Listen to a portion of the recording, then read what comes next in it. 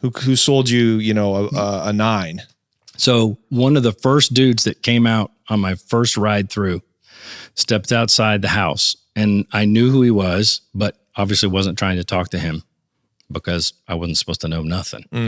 And he had stepped out. He was one of the guys that ran one half of the block, and he was just stepping out to kind of watch this thing go down and see whatever happened. He had a sidekick who was a dude that had just gotten out of state prison on parole for an ag robbery. And they'd been out through all kinds of crap, with their gang stuff. They had shootings in their house and all kinds of stuff that had going on a regular basis. And these guys were just into all kinds of a mess. But they were, I would say,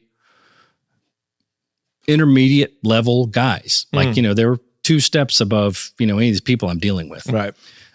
So they knew who I was. And those were the guys where I started eventually starting to meet. And my first meeting with him was almost a disaster too, because I brought my informant had a dude that was from South Texas, who was a Hispanic guy who had been dealing with some of the big wigs and the Los Zetas at the time, who was a connection there.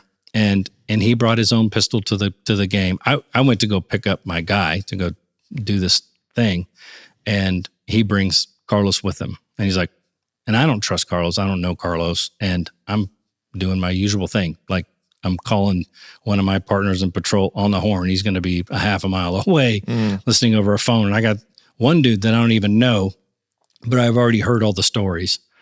And so that was the first time that we went to actually his house. It was like a big breakthrough for me because, as you know, these cats don't lay their heads where they make all the mess.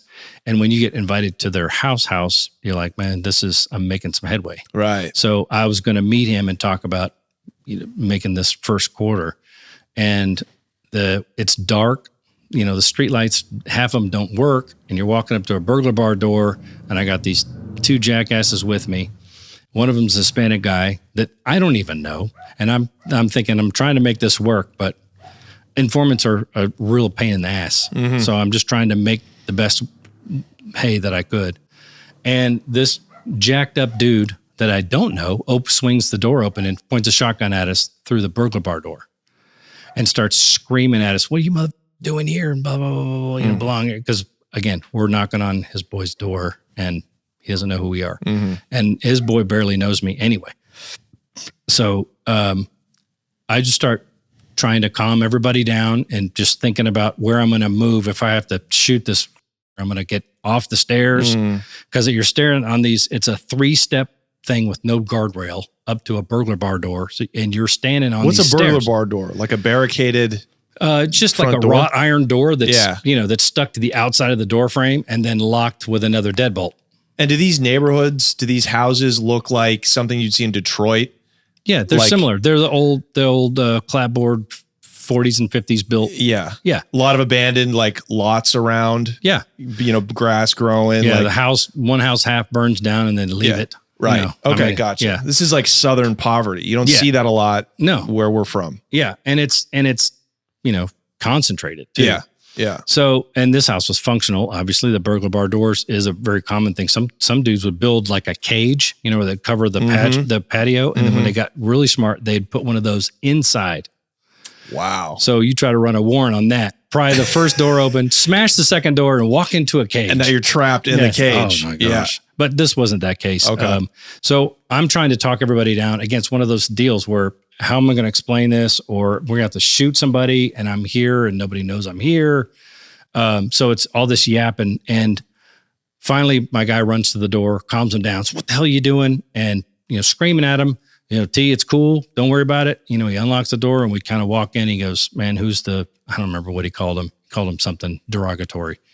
But Carlos then pulls his pistol from his mouth and runs over to the shotgun dude and pins him against the wall by his neck and shoves the gun in his mouth. Oh. He drops the shotgun that he was carrying.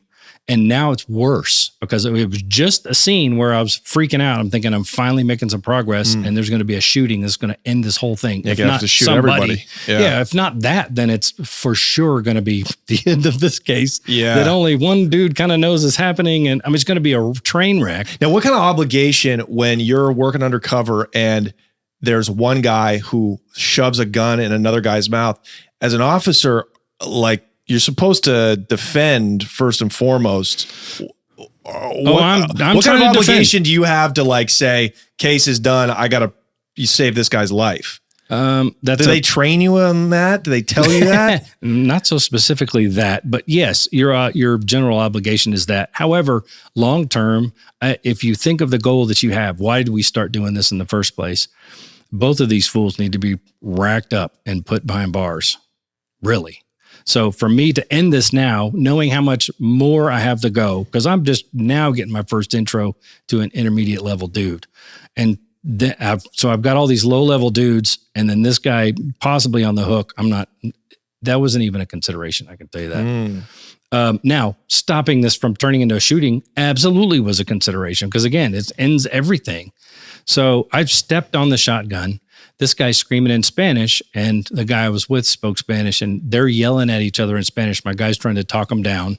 The other foreman I brought with me is trying to speak Spanish to him to talk sense into him, because I'm just trying to tell people, calm down, it's cool. And I'm looking at my guys like, dude, this is cool.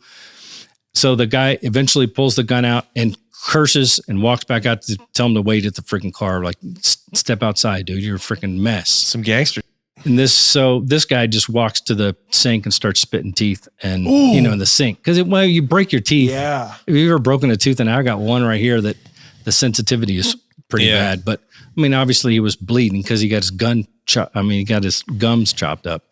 But at that point, it literally was, man, I need to get this fool away. I apologize for bringing this to your house. And even at that point, I was worried that we weren't going to have a deal. But there was no point then to say, hey, man, you want to negotiate something? Because at that point, I mean, I got this dude standing outside of his house that's a complete train wreck. He's got a guy that's got to render aid to.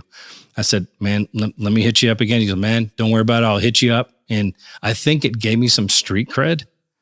Instead of destroying my opportunity, it built an opportunity. Okay. So, and so then I was able to actually reach out with a phone call, show up, have a conversation alone, and felt better about being alone, because then he was relieved too that I didn't bring anybody. Right. Yeah. And then just did your typical thing. They name the spot. I make sure the spot's clear. If we move once or twice, fine. I don't think we even moved around that much. Yeah. And I brought somebody again. I tried to do it the first time I did that. I assimilated to the first way I did it, which was I pull up, he jumps in the car, and he starts to hand me the stuff. I said, no. I don't want the stuff. I just want to know that you have it. And gave him the money. I said, go back there and give it to him. And he got out of my car, goes back into the other car. And again, I'm making it sound like we can't trace this transaction, like it's not a legitimate transaction. Yeah. That's obviously a legitimate transaction. Right. If you have an informant back there accepting the dope on your behalf, same with, the small stuff with the car. I'm like, hey, I don't want to touch it. I'm just going to sit here and watch you do it, hand him the money, and pretend like that you can't make a case on that. Right. Which you can. Yeah.